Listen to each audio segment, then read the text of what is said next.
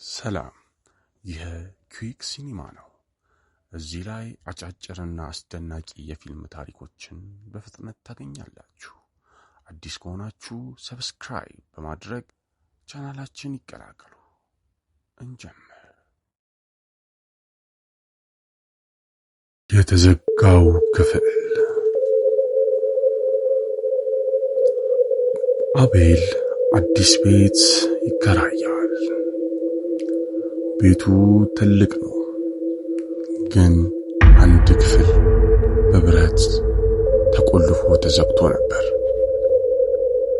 ባለቤቱም እንዲህ ይለዋል፣ ያንን ክፍል አትክፈተው። አቤልም ይደናገጣል። አቤል ምክንያቱን ሲጠይቅም ባለቤቱ ምንም ሳይናገር ይሄዳል። ከዛም ቀኑ ያልፋል፣ ሌሊት ይጀምራል።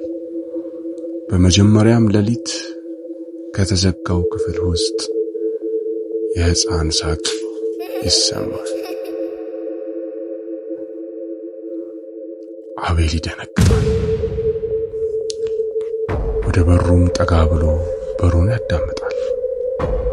ውስጥ ግን ምንም የለም። ተመልሶም ድንጋጤው ሲያለቀው ሶፋው ላይ ይቀመጣል።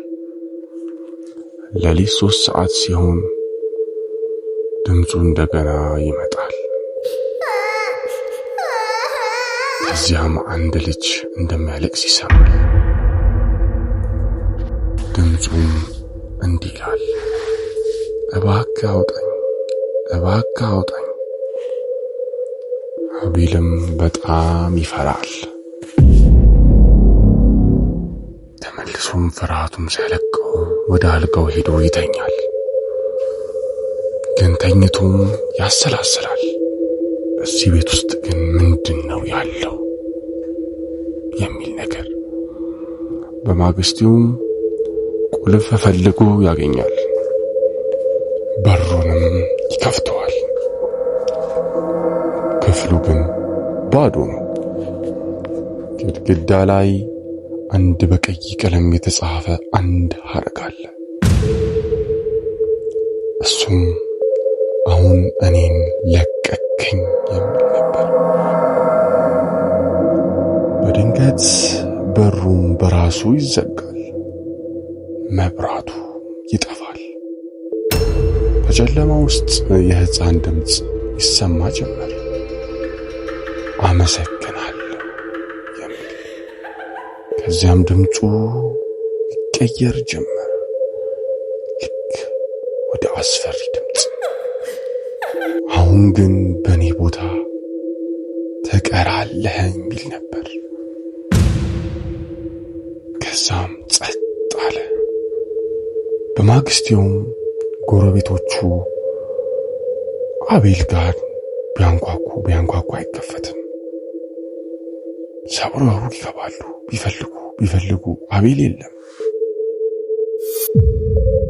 ይፈልጋሉ፣ አቤል የለም። ቤት ውስጥ የሚገኘው አንድ ነገር ብቻ ነበር። በግድግዳው ላይ አዲስ ጽሑፍ፣ አቤል እዚህ አለ የሚል።